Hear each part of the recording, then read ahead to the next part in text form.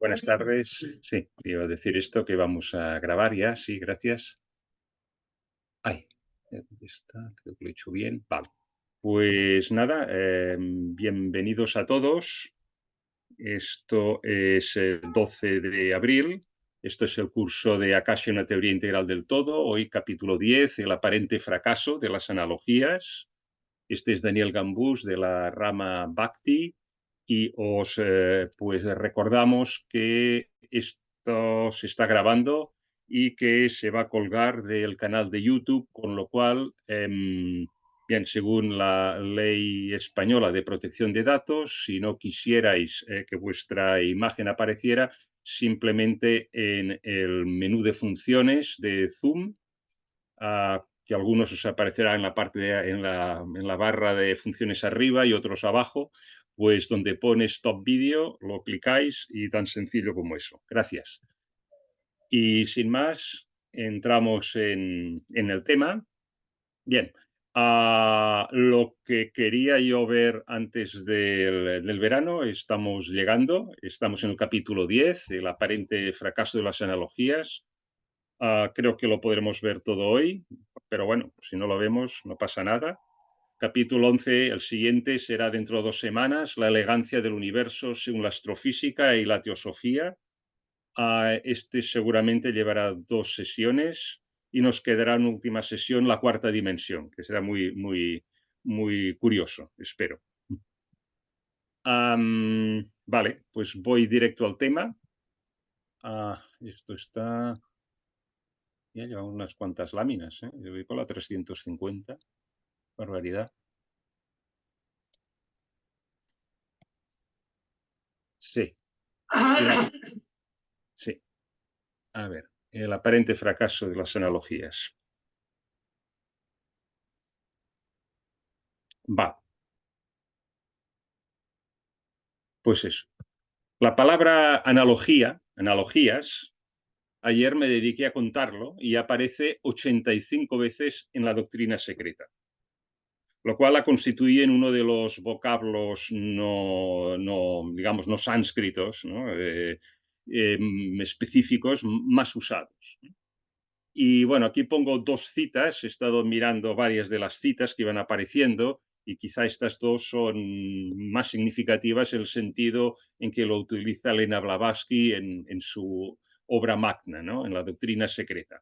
La primera corresponde al tomo primero, una sección que se llama Hechos y explicaciones adicionales referentes a los globos y a las mónadas. Y como veis ahí, en letra cursiva, como siempre, lo que es propiamente la cita. Todas las cosas en el universo siguen la ley de la analogía. Como es arriba, así es abajo. El hombre es el microcosmos del universo. Lo que tiene lugar en el plano espiritual se repite en el plano cósmico. La concreción sigue las líneas de la abstracción. Lo más inferior debe corresponder a lo superior, lo material a lo espiritual. Bueno, yo creo que no hace falta explicación alguna. Este párrafo que introduce la ley de la analogía queda muy claro. Hay unos patrones que también llamamos la ideación cósmica, que son todo lo que se materializa, digamos, conciencia abajo de estos patrones, pues siguen con la materia burda en el que se manifiesta, siguen la misma idea, o sea, siguen la misma forma, pero claro, de una forma más burda, ¿no? Porque estamos en planos más bajos. Pero todo surge, este plano preconcebido, de un plano metafísico superior. La segunda cita, este es del tomo tercero. ¿Podría existir hombres hace 18 millones de años? Es una sección que vimos cuando hablamos de la geología exotérica y esotérica. Aquí dice también que la analogía es en la naturaleza la ley directora. En la naturaleza, en el Prakriti, es la ley directora. El único y verdadero hilo de Ariadna que puede conducirnos a través de los inextricables senderos de sus dominios, hasta sus primordiales y últimos misterios. O sea, que nos dice que la analogía de alguna forma nos abre las puertas a los misterios del universo, de la naturaleza, ¿no? Y utiliza una analogía, valga la redundancia, que es la del hilo de Ariadna. ¿Alguien sabe o se acuerda del mito del hilo de Ariadna? ¿Quién era Ariadna en la mitología griega? Si lo sabe, que puede abrir el micrófono y decirlo.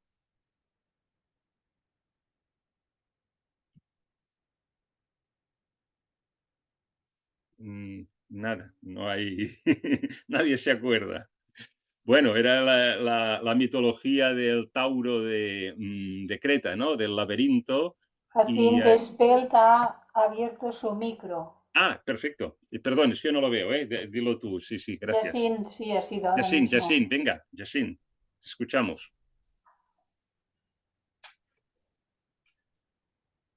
Jacint, hola. Sí, ¿Qué ibas a decir algo sobre el hilo de Ariadna? perdó, és que no ho sento molt bé. Ah, vale, vale. Vale, vale, Entonces te cierro el micro. Se te ha abierto, no sé por qué. Vale, vale, nada, vale. tranquilo. Bueno, era una falsa señal. Sí, Bueno, pues eso, ¿no? Que ella tenía el hilo mágico y ayudó al héroe Teseo, que estaba ahí dentro del laberinto, para enfrentarse al Minotauro, ¿no? Cómo salir de él, ¿no? Y este hilo mágico, que te ayuda a salir del laberinto de los misterios de la naturaleza, es a través de la ley de las analogías, ¿no? Para ir a las fuentes primordiales y a los últimos misterios, ¿no? de la ideación del universo. Eso era un poco el símil que utiliza aquí Elena Blavatsky, ¿no? Bien. Pues nada, seguimos. Vale. El hombre de la Edad Media entendía esta relación entre el microcosmos y el macrocosmos de una forma utilitaria. Le ayudaba, pues, a establecer correlaciones en la naturaleza para crear, por ejemplo, medicinas de base naturalista. Y por añadidura, el hombre medieval concibió la astrología médica, según la cual cada planeta tiene una influencia en un órgano humano concreto. Era, era una ellos en la Edad Media pues tomaron la ley de la analogía y la aplicaron a la salud humana y a otros, no solamente, también en la filosofía, etcétera, como vamos a ver, ¿no? Pero la recuperaron. Y otro gran contribuidor a una visión interconectada y llena de propósito del universo viene de las ideas aristotélicas. Aristóteles, de hecho, no se le considera un maestro iniciático, pero sí que era un gran pensador, uno de los padres del pensamiento humano nuestro, moderno, de herencia greco y posteriormente romano, ¿no? Greco-romano. Bueno, pues las ideas aristotélicas se refieren a cómo funciona el proceso del conocimiento humano. Y el conocimiento humano es un conocimiento, según Aristóteles, causal. El arte de conocer implica 4 causas para que pueda ocurrir. Ahí, tal como lo veis con letras mayúsculas, ¿no? La causa eficiente, ¿no? Que describe qué o quién hizo el objeto o fenómeno. La causa material, que describe de qué material está hecho. La causa formal, que describe las características físicas del objeto o del fenómeno. Y la causa final, que describe el motivo, ¿no? El objeto de existencia del objeto o fenómeno observado, ¿no? Y como estamos en primavera, he puesto un ejemplo de primavera para entender esto, porque estas cosas se entienden mejor con ejemplos que no con la proposición abstracta, ¿no? Y he puesto el ejemplo, ya que estamos en primavera, de polinización. Como veis, ahí hay una abejita maya, ¿no? Que es la polinizadora, ¿no? Es un proceso de transferencia de polen desde los estambres, que es la parte masculina de la flor, hasta el estigma o la parte receptiva, la femenina de la flor. Y allí germina y fecundarán los óvulos de la flor, haciendo posible la producción de semillas y de frutos. Bueno, entonces, ¿cuál sería pues la causa eficiente? Ya, yo creo que si lo pongo, puede poner así. Esto se verá mejor así. Sí. La causa aquí eficiente, pues la causa, o sea, sí, la causa material, perdón, ahora me he perdido, sí. La causa eficiente, pues, es una flor que se llama zoófila, ¿no? Una flor que utiliza insectos que transportan polen para la reproducción, ¿no? Esto sería la causa eficiente, una flor zoófila, ¿eh? Luego, la causa material sería el grano de polen, que contiene el individuo masculino que fecundará la parte femenina de la flor. Entonces viene la causa formal, que es el olor aromático de polen y los colores de la flor para atraer al insecto, ¿no? Esto es lo que hace que el insecto sea atraído por esa flor, ¿no? Su belleza de color y su perfume. Y la recompensa de proporcionar alimento y refugio a los abejorros, abejas y, en fin, mariposas atraídas y tal, ¿no? Y luego queda la causa final, que será la transferencia del polen de los estambres hasta el estigma, para que el óvulo fecunde y produzca semillas. ¿Eh? Claro, el motivo último, pues, es perpetuar la especie, por supuesto. Entonces, el punto crucial de los tipos de conocimiento de Aristóteles es que actúan para definir objetos, ¿no? Para definir objeto en el contexto de sus relaciones con otros objetos o fenómenos. O sea, ¿qué quiere decir esto? Que conocer un objeto, que no hay objetos aislados en el universo. Que conocer a un objeto significa situarlo en una red de relaciones con otros objetos. Si no, no tiene sentido.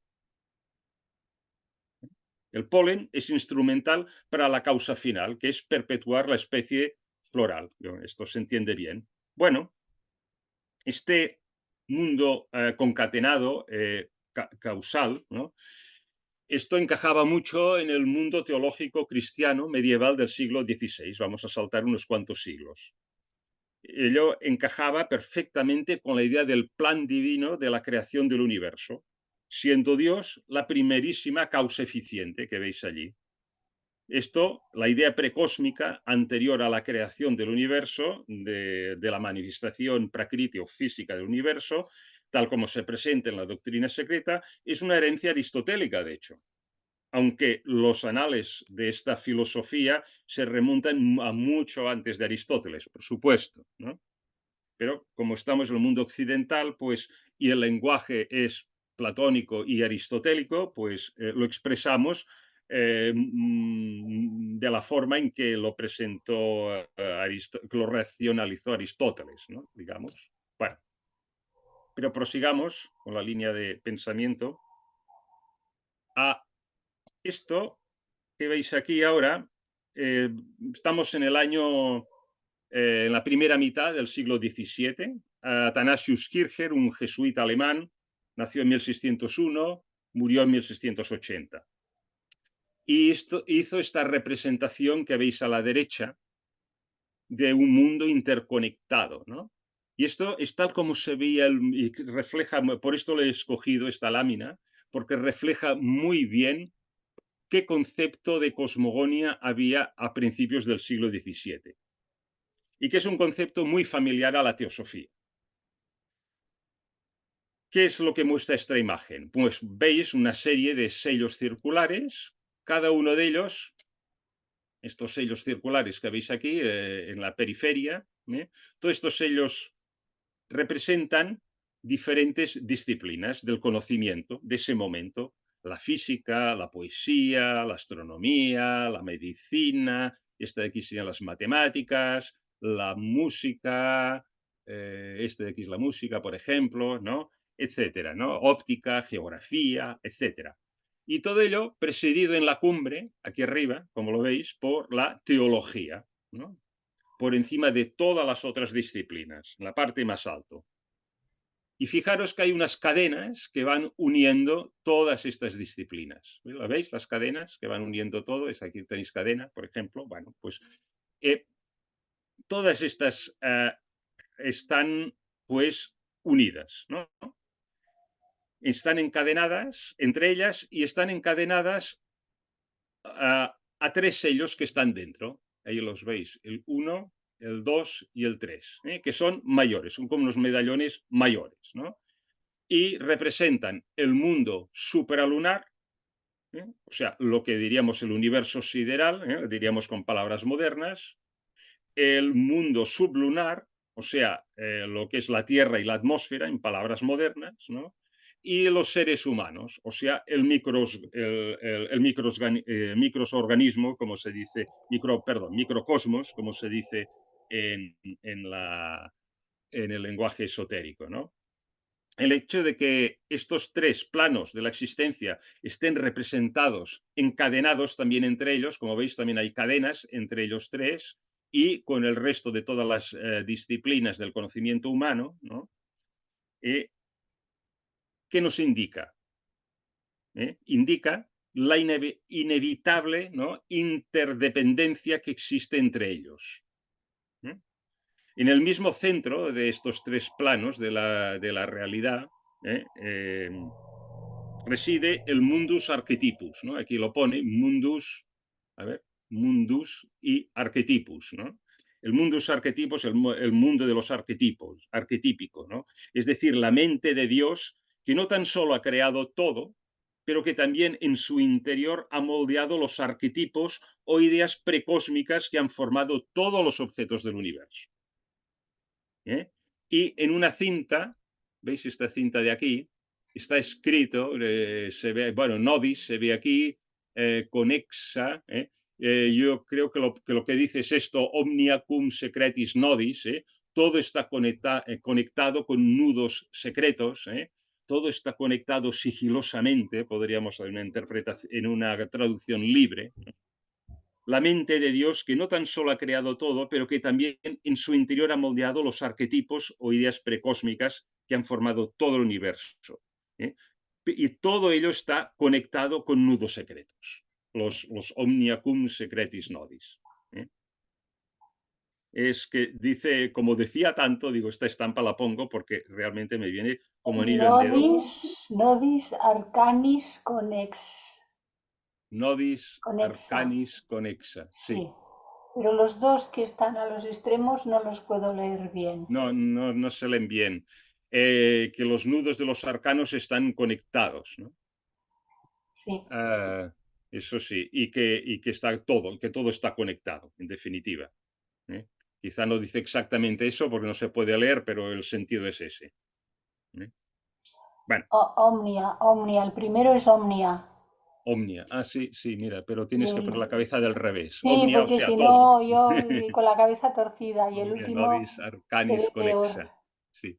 Omnia nodis arcanis conexa y lo de la derecha ya no se ve. Bueno, pero la idea más o menos es esta, que todo está conectado con nudos secretos, ¿no? Esta intuición... Sí, perdón, ¿querías decir algo más? Vale.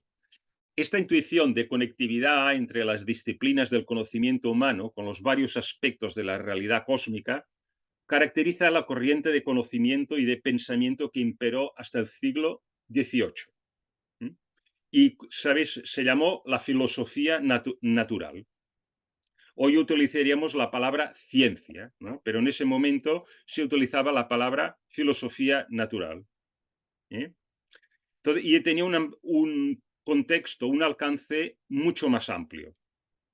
Porque la visión del filósofo naturalista de esa época, del siglo XVII, estamos hablando de 1600, incluía la teología y la metafísica, como veis aquí en esta representación.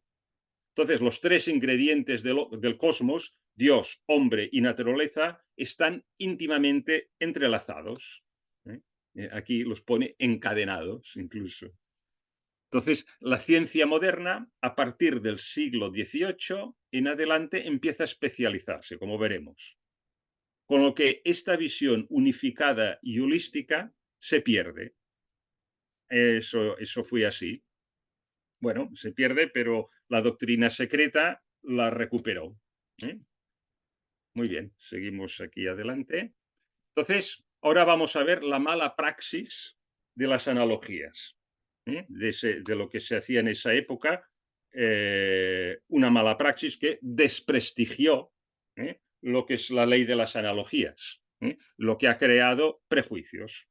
Bueno, el método de conocimiento que el hombre de los siglos XVI y XVII empleaba se conocía con una palabra chocante para nosotros, para nuestra mente moderna: magia naturalis, en latín. La traducción, utilizando la misma palabra, magia natural, pues se presta a confusión, ¿no? Yo me acuerdo que de chaval dos juegos llegué a tener de magia y me encantaba hacer trucos de magia. Y cuando habían encuentros familiares, siempre reunía a la familia y me encantaba hacerle 2 o 3 numeritos de estos. Y bueno, todos tenían su truco, ¿no? Entonces, claro, pues la palabra magia se ha quedado reducida a esto, ¿no? A trucos, a engañar al ojo, y esconder pues cómo funciona eso, ¿no? Y aparentar una cosa que no se corresponde con las leyes físicas, ¿no? Entonces, la palabra más adecuada, de la manera que utilizaban la palabra magia en ese tiempo, sería maestría. Entonces, magia naturalis sería algo así, la traducción correcta, maestría de lo natural. Entonces, el objetivo del practicante de magia era el magus, ¿no? Claro, era el maestro, era maestro de lo natural. Entonces, ¿cuál era el objetivo del practicante de magia? Pues el de aprender y controlar estas conexiones que tejen el mundo. Así, sin más. Entonces, el fin último, en muchos casos, del practicante de magia, de maestría, de estas conexiones que tejen el mundo, en esa época del siglo XVI-XVII, bueno, ya empezaba a funcionar, había un mundo comercial, artesano, muchas actividades monetarias, incluso los primeros bancos, etcétera, monedas, arriba, abajo, pues tenía un sentido utilitario también en muchos casos, ¿no? Pero a partir de conceptos metafísicos. Entonces, sirva el ejemplo del sello. Voy a ir un momento aquí. Vamos a ir un momento atrás. A ver si me pongo atrás. ¿Así? Ups, no. A ver. Tiro un momento atrás. Sí, aquí. ¿Veis aquí, por ejemplo, que este sello de aquí? ¿Veis que hay esto es un girasol y esto es un sol, ¿no? ¿Lo veis? Es una... Ahora no sé, supongo que será quizá la botánica, no sé, como conocimiento humano, pero en fin, en todo caso, si el sol es la fuente de calor, ahora vamos a ver las analogías que hacían en esa época, aplicando la ley de analogía. Si el sol es la fuente de calor y de vida en la Tierra, su homónimo en la Tierra sería el corazón. Por ejemplo, en la estampa de Kirchen, veis aquí, hay un hombre que representa el microcosmos, y esto no se ve muy bien aquí, pero esto de aquí tiene de una manera exagerada pintado lo que es el corazón, ¿no? En el lugar de su corazón está dibujado, de hecho, es un pequeño sol. No se ve muy bien, pero es un pequeño sol. El sol es el más noble de los cuerpos celestiales, brillante, amarillo, por lo que porta una similitud con un mineral, el que sea más noble, o sea, el oro, ¿no? En el mundo animal, el sol hace, por ejemplo, cacarear al gallo al salir por la mañana, lo que quizás indicaría otra interconexión. Pero también el león estaría conectado con el astro rey, ¿no? Porque ambos son considerados reyes, ¿no? En sus dominios respectivos. Estoy siguiendo la lógica de esta mentalidad utilitaria de cómo aplicar la ley de analogías en este ejemplo, ¿no? El felino, el rey felino, el león, es de color ámbar oscuro, su melena recuerda el sol encendido con los rayos solares, ¿no? Y ambos poseen la bravura que se les supone a los reyes, que se corresponde a una bravura que surge del corazón, ¿no? En definitiva, ¿no? tal como veis ahí en la representación, el sol, el girasol, el oro, el corazón, el color amarillo, el gallo, el león, están especialmente interconectados, ¿no? Según está aplicando la ley de las analogías de esta forma, ¿no? Y todos comparten supuestamente una misma esencia de propiedades que se pueden poner en la lista de cualidades comunes de todos estos objetos, ¿eh? Bueno, la cuestión es que gracias a analogías como las que acabo de escribir, el conocimiento de magia naturalis puede ser aplicado a fines útiles, ¿eh? Ya te digo que ya os digo que el hombre de esa época pues buscaba mucho la utilidad. Por ejemplo, un mago haría un potaje médico con pipas de girasol y oro para curar una dolencia de corazón. Bueno, eso una mente moderna le puede incluso hacer reír, ¿no? Porque te puedes imaginar los estrepitosos fracasos de llevar el mundo de las analogías a tales extremos y desvaríos. Pero sucedía, ¿no? Pero también ha habido casos de, hey, atención, como también ha habido casos de medicina moderna que han causado efectos secundarios devastadores. Ahora mismo pienso en la droga esa talidomide, que creó miles de niños con deformaciones congénitas, especialmente en Estados Unidos, cuando se empezó a comercializar, ¿no? A Aquí, causa de las aquí madres. también, yo he Ah, conocido sí, aquí, sí, has sí, conocido aquí, he ¿no? conocido. Se Siendo yo llegó, niña ya había que personas que bien, habían nacido sí. con esas Sí, malformaciones. sí, sí, sí, vi un documental increíble cómo se defendió la farmacéutica, un hombre rico muy repelente, al menos lo dejaban así en el documental, que luchó mucho hasta escondiendo los datos, en fin, un desastre, un desastre. Sí. Para decir solamente que no es solamente estos desastres son del siglo XVI, que también los hemos hecho en el siglo XX. ¿Había alguna mano levantada? Me ha parecido un momento que Ha había una mano habido, levantada. Alan, me parece que Ah, ha levantado la sí, mano, pero ya sí, no sí. la tiene, no lo sé. Bueno, no sé si quieres decir algo, Alan. No, no sé por qué ha sido, en principio no la he levantado, ¿eh? Vale, vale. Bueno, Falsa alarma. Soy Alex, ¿eh? ¿Perdón? sí, Ah, Soy Alex Alex, Andreu. Alex. Lo que pasa es Perdón, que ese es perdón, perdón. el seudónimo. Vale, disculpa, disculpa. Es que no veo bien no veo de hecho los nombres. Solo me ha parecido ver un flash de una mano un momento. Y no, pues Solamente eso. habrá sido un error. Vale, vale. Bueno, pues con mayor o menor fortuna, nuestros antepasados intentaban comprender mejor el mundo que les rodeaba, ¿no? Y no debemos mirar con la arrogancia del hombre moderno que se siente superior a causa del avance de la ciencia, sino que tenemos que tener presente que nuestros predecesores, ¿no? Simplemente observaban la naturaleza y extrapolaban basándose en una ley de la naturaleza acerca de interconexiones y similitudes de objetos de la naturaleza que comparten cualidades. Sin embargo, en muchos casos se aplicaba mal este principio de las analogías, ¿eh? Y, por supuesto, este método no es válido según la ciencia moderna. Y este principio, ¿no? Que guiaba este método, dice que los objetos similares o análogos se influencian sigilosamente entre ellos, ¿no? Pues una vez que este presupuesto es aceptado, el sistema de analogías que se puede construir parecería racional. Solo, bueno, pues que no ha resultado muy útil para el bienestar de la humanidad, aplicado de la manera, en este ejemplo tonto, ¿no? Que he puesto, pero que parece ser que era real, ¿no?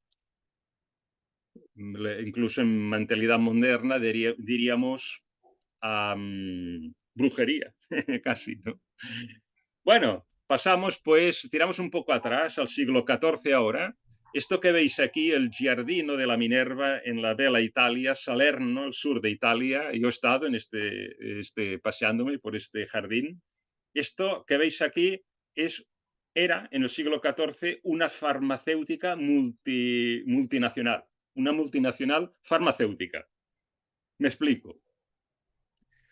Ah, bueno, sin salirnos del método de la magia naturalis, ¿no? Más afortunado fue la aproximación de los médicos medievales que siguieron la tradición heredada de la civilización greco-romana, ¿no? A través de traducciones de los tratados médicos hechos por los árabes, ¿no? Y esto, Fina, es lo que antes te decía, que ahora entramos un poco en medicina, y esto quizás lo encuentres más próximo a tus experiencias, ¿no?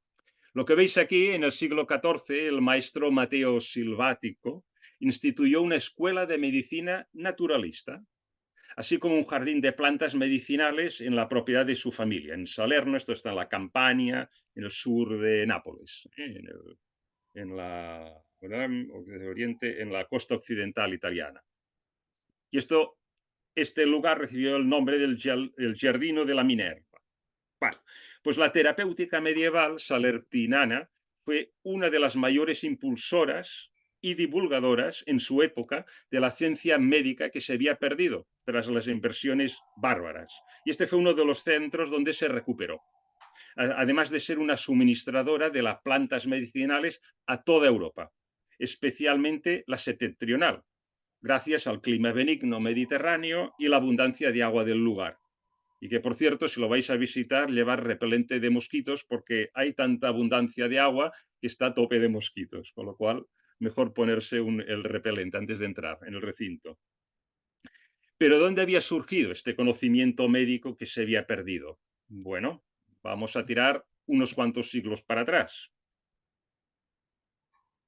Hipócrates de Cos aproximadamente vivió del 460 a.C. al 370 antes de nuestra era. Fue un prestigioso médico de la antigua Grecia que ejerció durante el llamado siglo de Pericles. Es considerado uno de los más destacados exponentes en la historia de la medicina. Y muchos se refieren a Hipócrates como el padre de la medicina, ¿no? La escuela hipocrática sostenía que la enfermedad era el resultado de un desequilibrio en el cuerpo de cuatro humores. Unos fluidos que en las personas sanas se encontraban naturalmente en una proporción semejante. Estos se llamaban en griego pepsos, ¿no? Estos cuatro humores, los veis aquí. El primero es la sangre, el segundo es la flema, o sea, la mucosidad del sistema respiratorio. El tercero es la bilis amarilla, la hiel segregada por el hígado. Y el cuarto era una supuesta bilis que era la causante de los estados psíquicos de melancolía, tristeza, depresión y tal, ¿no? Y de aquí supongo que vendrá lo de que ¿qué humor tienes hoy? ¿No? Dice, uy, tiene un humor muy negro, tiene la bilis negra muy negra. Bueno, pues uy, mejor no, si lo vemos en acera, cambiamos de acera, ¿no? Si tiene la bilis negra muy negra hoy. Entonces, pero no, en lugar de bilis se utilizó la palabra humor, ¿no? Para describir el estado anímico de una persona, ¿no? Podía haber sido bilis. Cuando los humores se desequilibraban, lo que en griego llamaban la discrasia, ¿no? Mala mezcla, el individuo enfermaba y permanecía enfermo hasta que se recuperaba el equilibrio. Bueno, pues la terapia hipocrática se concentraba en restaurar este equilibrio, ¿no? Y un ejemplo, pues por ejemplo, se creía que tomar cítricos era beneficioso cuando había un exceso de flema. Y de hecho sabemos que la ingesta de cítrico en la boca inhibe la segregación de la saliva, con lo cual, bueno, otras flemas del cuerpo se pensaba que también serían inhibidas, ¿no?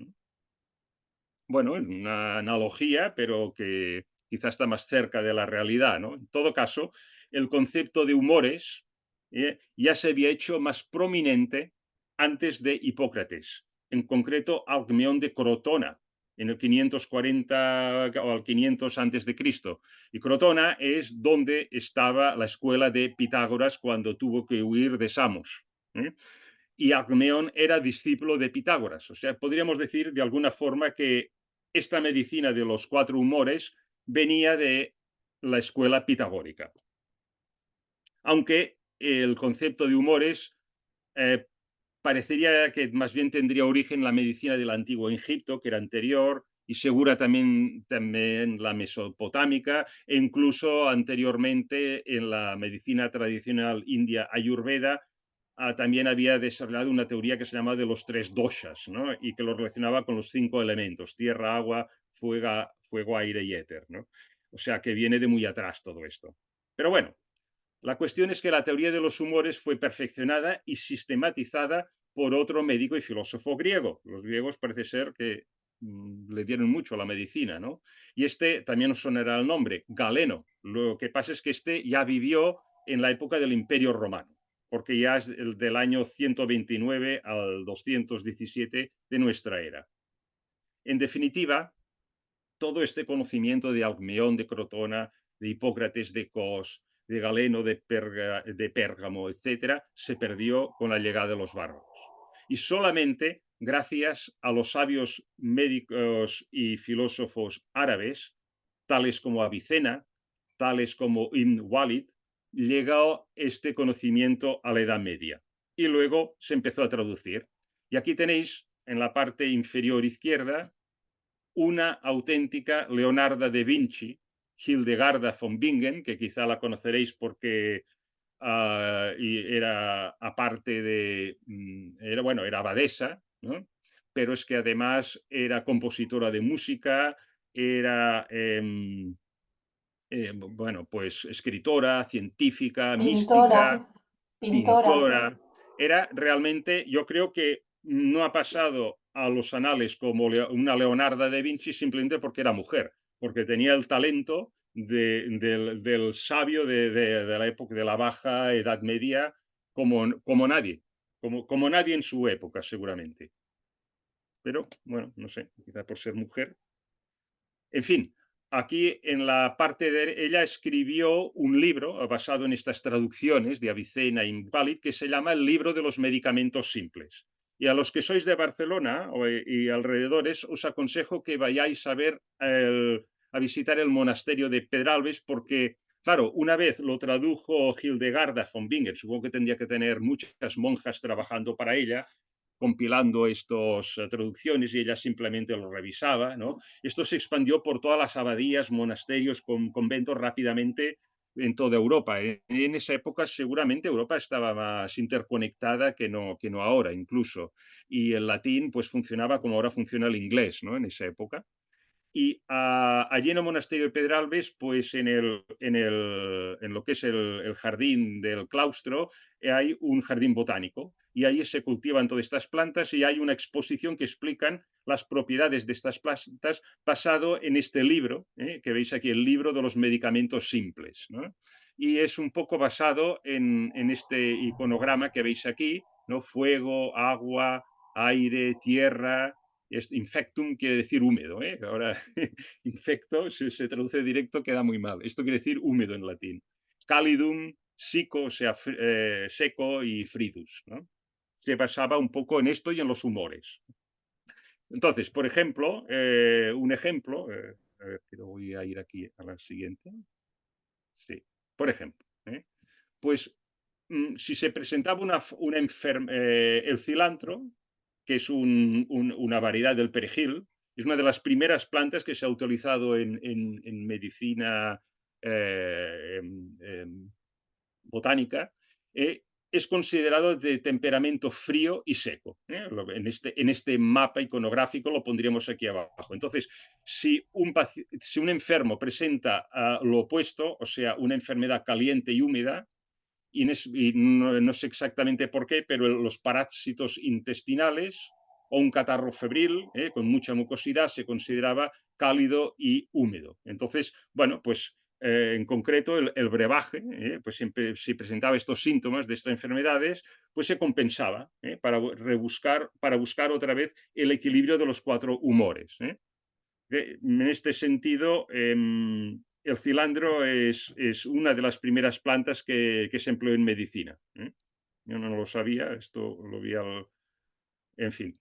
Otro ejemplo, lo veis ahí, la manzanilla, ¿no? La camomilla, como decimos en catalán, se le atribuye un temperamento caliente y seco.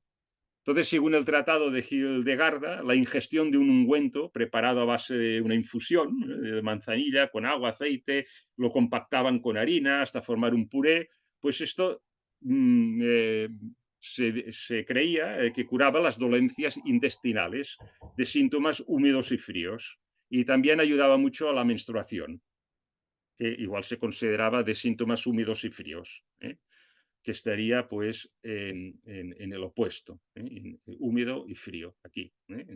Entonces, bueno, pues, bueno, y supongo que deberían observar que había muchos casos de éxito y a partir de aquí pues se fueron haciendo todos estos libros, ¿no? Bueno, la teoría esta de los humores comenzó, pero está bien, otra vez son analogías, ¿no? Estamos hablando todavía de las leyes de las analogías, ¿no? Y la teoría de los humores comenzó a caer en desgracia en el siglo XVII ya, y fue definitivamente refutada en la década de los 1850.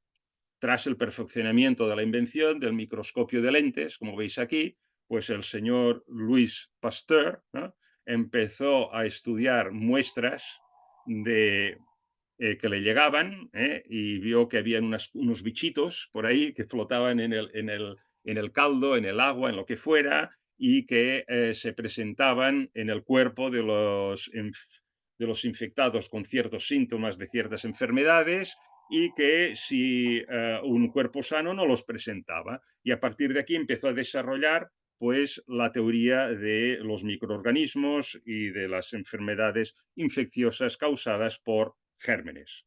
Bueno, y este señor, Luis Pasteur, con esto de descubrimiento y con la ciencia que empezó a desarrollar, pues seguramente habrá salvado él solito con su descubrimiento más vidas que nadie en la humanidad. Así, tal cual. Bueno, entonces, ¿qué quiere decir esto? Estamos ante el fracaso de la ley de las analogías. Bueno, como ya he puesto, el título de esta sesión de hoy es el aparente fracaso, para no alarmar a nadie, ¿no? No, tranquilos, que hoy no hablamos de herejías aquí. Em, entonces, vamos a ver al siguiente de esto.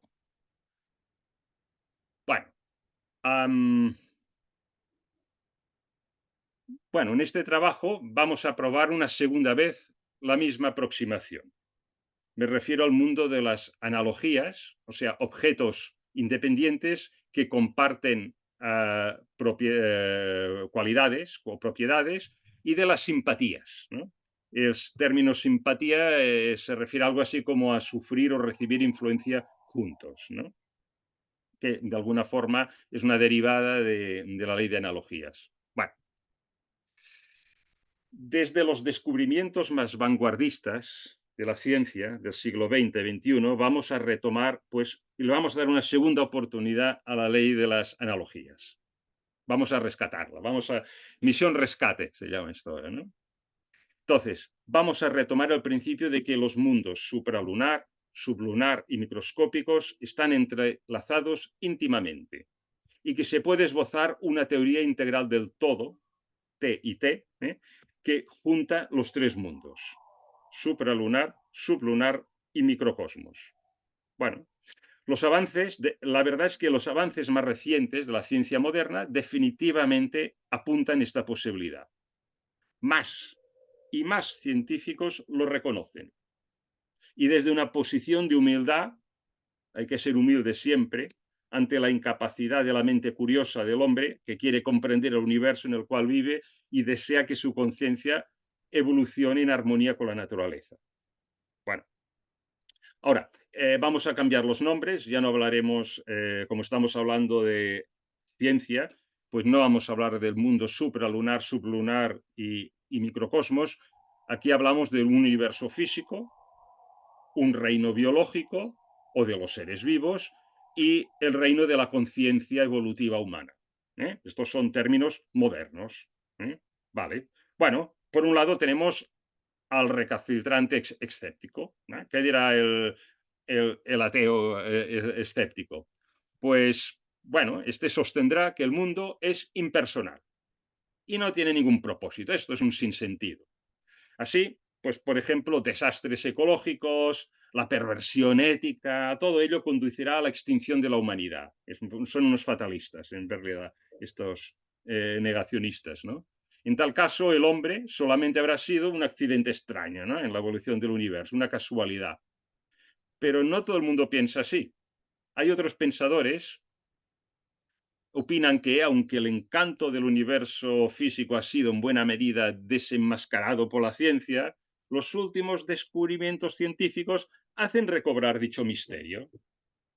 Y esta es la región en la que vamos a adentrarnos. Así que os abro la puerta y vamos a entrar todos juntitos ahí dentro. No temáis, ¿eh? Estamos juntos, estamos en la región del misterio del universo. Bueno, los últimos descubrimientos en los campos de cosmología indican que un universo no tiene que acabar en la ruina. Es más, es un mensaje de buena esperanza. La nueva ola de físicos, los nuevos biólogos y los investigadores de la conciencia modernos reconocen que la vida y la mente son elementos integrales en el universo y no unos productos secundarios aparecidos pues por accidente, ¿no? Digamos. Bueno, si os acordáis, los que me estáis siguiendo desde el principio, y en los primeros capítulos de este trabajo se exploró los descubrimientos revolucionarios de la ciencia moderna, ¿no? que indican, vaya, inequívocamente que en la raíz de la realidad no hay solamente materia y energía, sino que hay un tercer factor mucho más sutil. Bueno, este factor más sutil se puede describir como un flujo activo y efectivo de información. Información es materia, energía e información. La información, ¿qué es lo que hace? Conecta todo el universo, esas cadenas que veíamos con los anillos que representaban las distintas áreas del conocimiento humano. La información conecta todo en el universo, desde los átomos hasta las galaxias, tal como la pequeña oración que he leído al principio, al acabar el silencio. Desde los átomos hasta las galaxias, los organismos vivos, así como las mentes de estos organismos vivos. Todo ello está interconectado. Entonces, vamos a evitar, que es un pecado quizá mayor de la ciencia moderna, un enfoque fragmentado de la realidad. Esta es una de las limitaciones fundamentales de la ciencia actual, que está excesivamente especializada, con lo cual se pierde el enfoque integral y holístico, que es el que se propone aquí. Bueno, pues tenemos una ambición, ¿no? Que el curso se llama Akasha y una teoría integral del todo. Pues la ambición es la de esbozar una teoría integral del todo. Y esta teoría tiene la pretensión de que llegue a ser una herramienta muy poderosa para comprender la realidad en su totalidad. A ver, la ciencia moderna, ¿por qué derroteros irá? Bueno, quizá los físicos algún día resolverán las superecuaciones de la teoría de las cuerdas y de la teoría de las supercuerdas. Pero si lo hacen, y veremos algo en la próxima sesión acerca de ello, en el mejor de los casos, suponiendo que esas ecuaciones diferenciales de orden superior con cientos de incógnitas, ¿eh?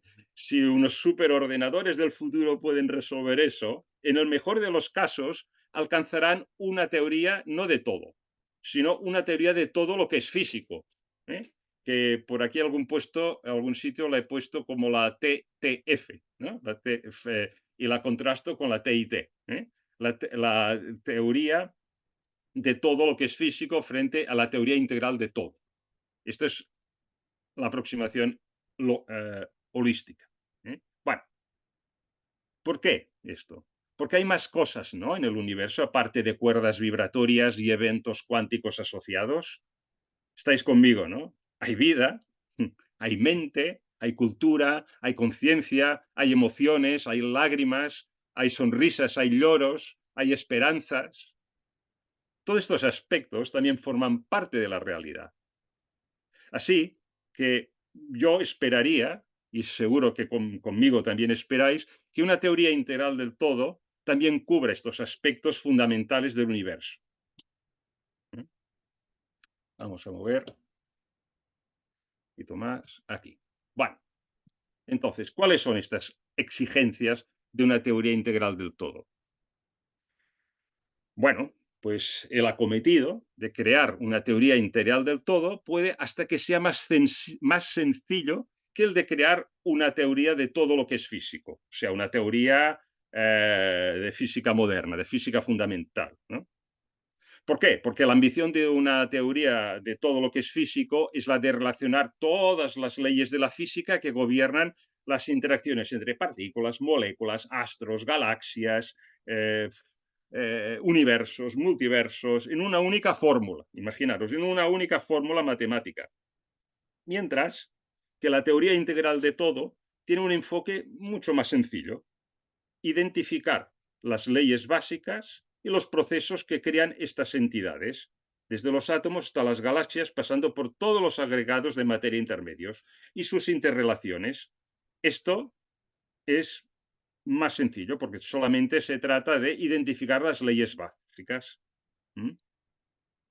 Hay modelos matemáticos sencillos que, una vez quedan definidas las condiciones iniciales y las variables, crean unas reglas de interactuación que al multiplicarse llegan a generar estructuras complejas.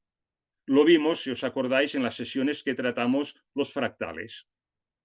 A partir de casos sencillos, el algoritmo se iba multiplicando, iba repitiendo ese patrón infinidad de veces y formaba una estructura compleja, lo llamamos fractales, pero a partir de unas ideas muy simples. Entonces, bueno, os aconsejo, lo podéis volver a ver, esa par de sesiones, porque era un tema, creo, muy curioso, ¿no? Para crear una genuina teoría integral del todo, tenemos que proceder análogamente. Bueno, pues como hicimos con los fractales. Primero tenemos que identificar los elementos básicos del sistema. El sistema es el universo, claro, que generan el contenido de sistema sin que este contenido los genere a ellos. Esto es un poco enrabasado, ¿no? Pero tiene que ser así. Que generan el contenido del sistema sin que este contenido los genere a ellos. O sea, que sean independientes. Seguidamente, se debe establecer unas reglas muy simples, las más simples posibles para esta interactuación entre estos elementos originales. Entonces, este elemento fundacional del universo es lo que se nombra en física como el vacío cuántico. El vacío cuántico, un mar de energía virtual que lo permea todo. Lo vimos también en su día, y no fue casual que os quisiera llevar vuestra atención allí unos cuantos minutos, con los bosones de Higgs. Como sabéis, Higgs ha muerto recientemente. Él fue el que descubrió esta subpartícula, que es la que explica por qué la gravedad se transmite. Había un problema que no tenía resolución. ¿Qué pasa si de repente desaparece el Sol? ¿Saldría la Tierra disparada por la inercia, ya que no tendría la gravedad del Sol que la sujeta? No, tardaría 8 minutos, el mismo tiempo que la luz se traslada del Sol a la Tierra. ¿Por qué?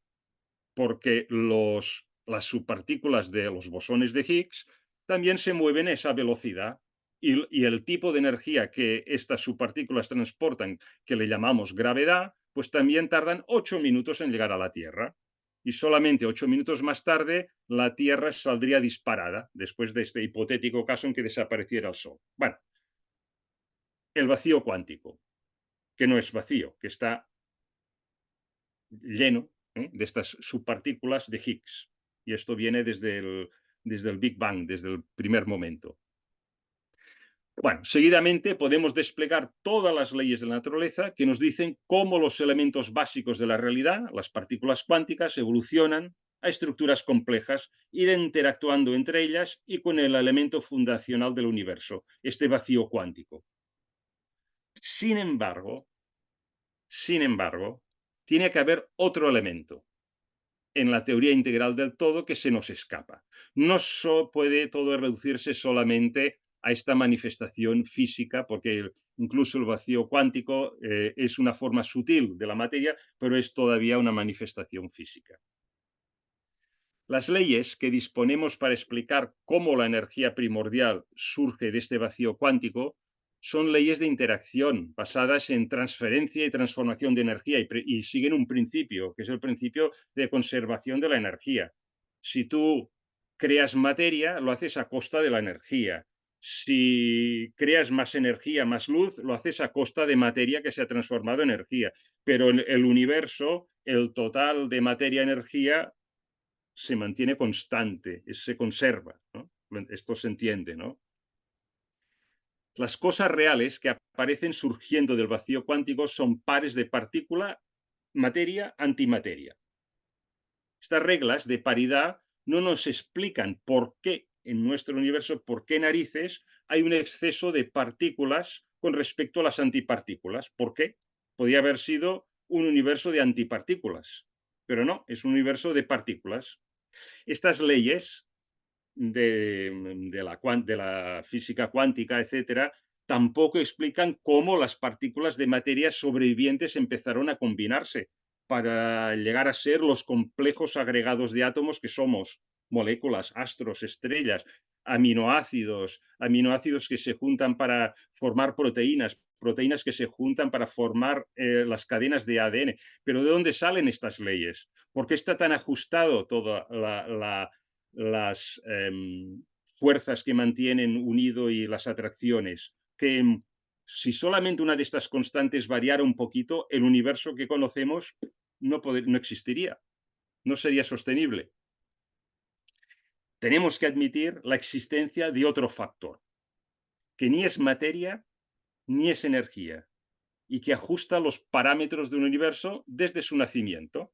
Es como si, aparte de materia y energía, hubiera una sala de control con muchos mandos y uno, a ver, y todo de ruedecitas, ¿no? A ver, la constante de conductividad eléctrica, tanto. La constante de la gravedad, tanto. Y en realidad no son tantos, ¿eh? Se calculan 28 de estas constantes universales que si solamente una de ellas variara un poquito, ¡pum!, el universo como tal desaparece. Bueno, este factor es lo que antes se ha llamado información. Y la información es un factor real, efectivo, que gobierna la evolución de los elementos básicos a sistemas complejos tal como los conocemos. Entonces, bien, mirad aquí quién hay. ¿Quién está con el señor David Bohm? Un físico de física fundamental. Krishnamurti, le encantaba tener diálogo y hay varios diálogos de los dos hablando, de conversaciones muy interesantes.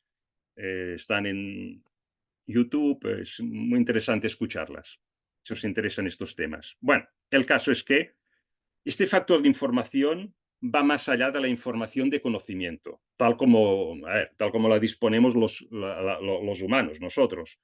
Pues estamos hablando de una información que se extiende mucho más allá de lo que una mente individual puede alcanzar, incluso de lo que todas las mentes humanas inteligentes juntas pueden alcanzar. Se refiere a un aspecto inherente de tanto la naturaleza física inerte como de la naturaleza biológica, la nuestra, la biológica.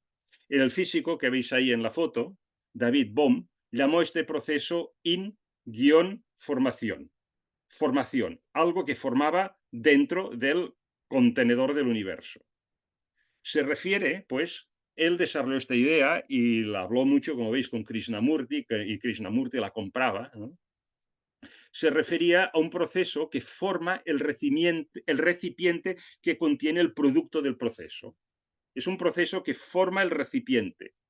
La in-formación está presente en el mundo independientemente de la voluntad humana y es un factor decisivo en la evolución de las cosas que tejen la realidad.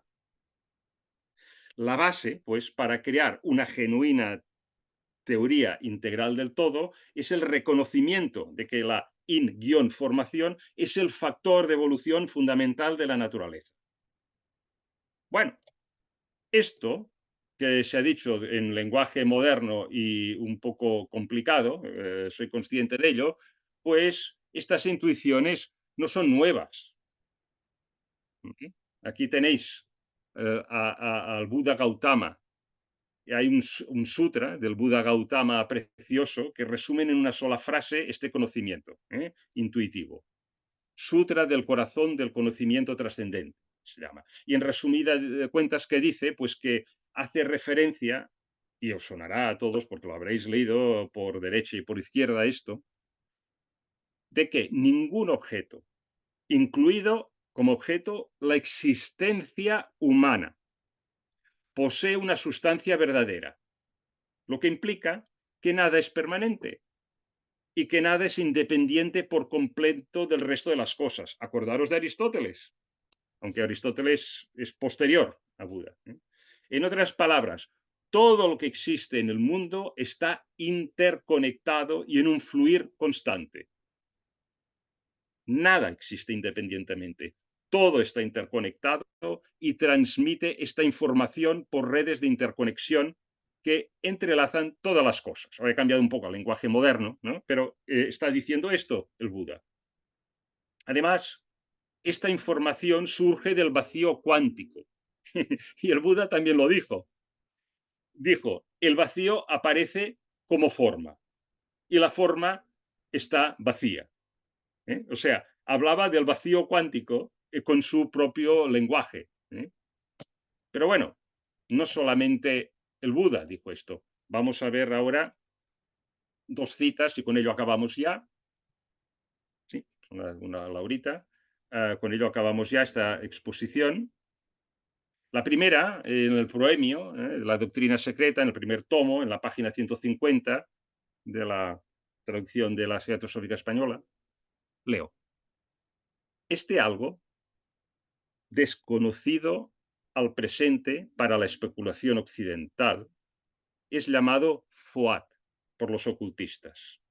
Es el puente por el cual las ideas que existen en el pensamiento divino pasan a imprimirse sobre la sustancia cósmica, como leyes de la naturaleza. Como leyes de la naturaleza. Foat es así la energía dinámica de la ideación cósmica, esa información, o considerado bajo su otro aspecto. Es el medio inteligente, el poder directivo de toda manifestación, el pensamiento divino transmitido y hecho manifiesto por medio de los Dian Choans, los arquitectos del mundo visible. Así, del espíritu, con mayúscula, o ideación cósmica, viene nuestra conciencia. De la sustancia cósmica, los diversos vehículos en que esta conciencia se individualiza y llega al yo, a la conciencia de sí mismo, o conciencia reflexiva. Recordaros, esto cuando interviene el principio manas en la evolución de la conciencia. Mientras que Foat, en sus manifestaciones varias, es el eslabón misterioso que une la mente a la materia. Fijaros, Foat, en sus manifestaciones varias, es el eslabón misterioso que une la mente a la materia. El manas a prakriti, el principio vivificador que electriza cada átomo para darle vida, para darle conciencia. Sí. Elena Blavatsky nombra a este factor fundamental del universo Foat y lo entiende como el puente por el cual las ideaciones cósmicas del creador se transmiten a la sustancia cósmica. En el plano físico, sutil, estamos hablando del vacío cuántico. Recordamos que así como es arriba, es abajo. La ley de las analogías, la estamos recuperando, señores y señoras. La estamos recuperando. Recordemos que en el capítulo 1 de este trabajo de Akasha se llamaba Akasha y éter en la doctrina secreta y en la mecánica cuántica. Se citaba a Elena Blavatsky cuando definía Akasha de la siguiente forma. Y leo ahora la segunda cita, que es esta de aquí. De hecho, Akasha es el espacio universal, el vacío cuántico, señores, en el que yace inherente a él la ideación del universo en su aspecto eternamente cambiante en los planos de materia y objetividad. Bien, el entendimiento del vacío cuántico y en concreto la teoría de las cuerdas que nos acerca a esta forma de pensar, eleva nuestro conocimiento y lo acerca algo más a las cumbres de la comprensión de lo que es Akasha. Con lo que el siguiente capítulo, sin más, será, hablaremos de esto, dentro de 2 semanas. La elegancia del universo según la astrofísica y la teosofía. Muy bien, pues aquí lo dejamos, dejo de compartir y esto es lo que tenía hoy para presentaros. Ahí se abre el micrófono y yo descanso. Mira, Ricardo, mientras tanto has llegado, no te había visto antes. Hola, ¿podéis abrir vuestro micro o levantar la mano? Muchas gracias, Daniel. Magnífica exposición. Gracias. Bueno, hemos recuperado la ley de las analogías, ¿eh? Yo creo que ha quedado claro. Sí. Yasin, Gracias, Daniel. Jacint. Daniel, Sí, sento. así nos vamos acercando cada vez más a nuestro arquetipo. ¿Es verdad o no? Sí, bueno, esto se llama evolución, ¿no? Hombre, no, parece que hay un arquetipo en la mente cósmica, ¿no? Me refiero al ser humano, Sí, ¿o no? sí, claro. Bueno, pues nada, te agradezco mucho tu contribución y perdona, pero yo empiezan a flaquearme mis sentidos, ¿me entiendes? Porque Sí. este año cumpliré los 90 y tengo que ir muy lentamente, muy lentamente. Bueno, Pero bueno, repito, espero que no te haya apabullado. un abrazo muy fuerte y muchas gracias, a todos. A ti por gracias, conectarte. Un Yasin, placer verte. gracias. Un abrazo. A Adiós. seguir bien. Os llevas muy Georgina, bien. Georgina, tienes la mano levantada. Gracias. Bueno, esto es muy interesante, Daniel. Muchas gracias por esta conferencia, esta exposición muy completa. A mí me parece muy completa. Híjole, híjole, te metiste en un montón de cosas, ¿no? Muchos conceptos, muchas teorías y efectivamente aquí el tema era el aparente fracaso. Y bueno, vemos que creo que, pues sí, era aparente. Hay muchas cosas que son muy debatibles, muchas cosas que podemos hablar y a lo mejor el tiempo no nos alcanza. Muchas gracias, Daniel, por esta muy buena conferencia. Hoy aprendí cosas nuevas. En general no las puedo decir ahorita, me tardaría mucho y ya creo que estamos en tiempo, pero muchísimas gracias. Y a nuestro hermano que creo que ya se desconectó, que no se preocupe porque pues yo no tengo 90 años, pero igual a veces no proceso tan rápido las cosas como quisiéramos, ¿verdad? Pero lo bueno es que tenemos la intención. Gracias, Dani. Sí, bueno, gracias a ti por conectarte y simplemente ahí están los YouTubes luego si queréis repasar las cosas. Sí, soy consciente que esto ha sido mucho en poco tiempo. Hemos además hecho unos saltos hiperbólicos de una época a otra, ¿no?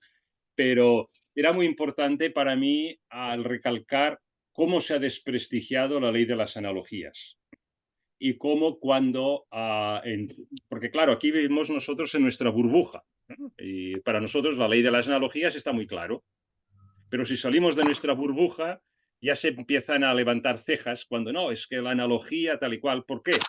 Por todo ese pasado que he descrito con esos 2 ejemplos de tontos de hacer ahí un potingue con pepitas de oro y girasoles y esperar que eso cure algo, pero eso pasaba en el siglo XVI y XVII, ¿no? Y todas estas cosas pues desprestigiaron mucho la ley de las analogías, ¿no?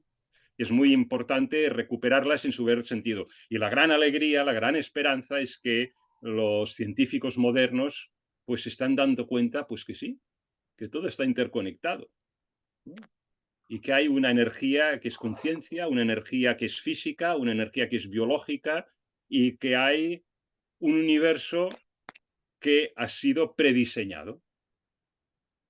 Y incluso lo pueden reducir a creo que son 28 constantes. Una de ellas es la de la gravedad, ¿no? Por ejemplo, la más conocida, pero no es la única. Y hay las otras, sí, bueno, es igual, sería entrar en temas complejos, pero están y solamente es como si estuvieras ahí delante un controlador de una fábrica, que es el universo, con todo el panel de mandos, ¿no? Y ajusta las 28 ruedecitas y no se puede pasar en ninguna de ellas un pelito, porque si no, los átomos salen disparados, se rompen, los electrones van por un lado, los neutrones van por otro y no hay cuerpos complejos, ¿no? Todo vuelve al plasma original.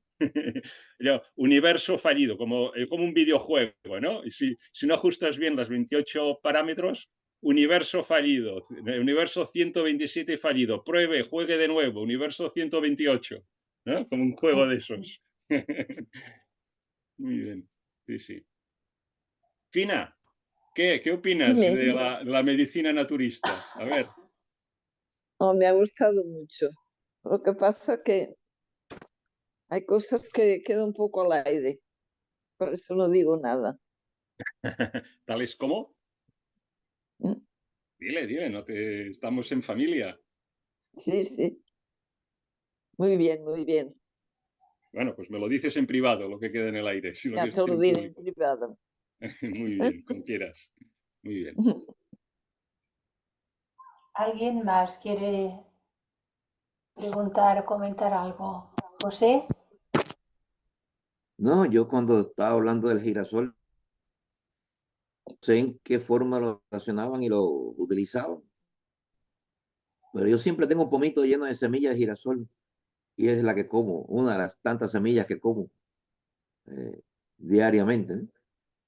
O sea que no estábamos tan lejos todavía de aquellas. Todavía. Por esto tienes una cara tan radiante, quizá, como un sol, José. por cierto, Sí. preguntar, ¿alguno de los que estamos aquí ha tenido la oportunidad de estar en un campo de girasoles desde la mañana hasta el anochecer? Yo Yo no, sí, cuando era más joven, ahora no. ¿Y tú te acuerdas cómo estaban los girasoles por la mañana y por la noche? Claro, van girando. ¿Tú los habías visto girar? Ya, Preguntó. sí, sí, los había visto girar, sí. yo no he visto el Pues, movimiento, pero sí me he dado cuenta del cambio de posición. Como yo también. Ujú.